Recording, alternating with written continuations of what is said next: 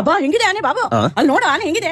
ಓ ಈ ಆನೆನಾ ಅಮ್ಮ? ಅದು ಒರಿಜಿನಲ್ ಅಲ್ಲ, ರೋಬೋಟಿಕ್ ಆನೆ. ಹೌದಾ? ಯಬ್ಬಾ ಹೆಂಗಿದೆ ಅಲ್ವಾ? ಏ ಪಾಪು, ಪಕ್ಷಿಗಳು ನೋಡು ಎಲ್ಲಿಂದ ಬಂದಿದೆ. ಪಾಪ ಅದು ಒರಿಜಿನಲ್ ಅಲ್ಲ, ಎಲ್ಲ ರೋಬೋಟಿಕ್.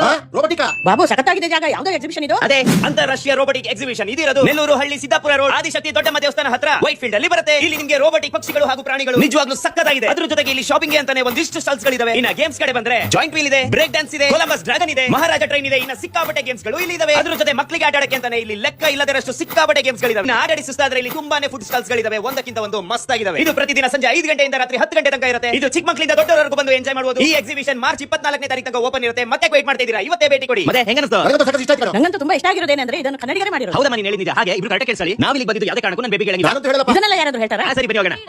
ನನ್ನ ಬೇಬಿ ವಯಸ್ಸಿದ್ದಾಗಿದೆಯಲ್ಲ, ಒಂದು ನಿಮಿಷ ತಾಳಿ. ನನ್ನ ಬೇಬಿ ವಯಸ್ಸಿದ್ದಾಗಿದೆ ಅಲ್ವಾ? ಹೌದು, ಹೌದು. ಅಕ್ಕ ಅವಳೆ ಅವಳೇ ಅದು. ಎಲ್ಲಿ ಬಂದಿದ್ದಾಳೆ? ಎಲ್ಲಿ? ಹಾ?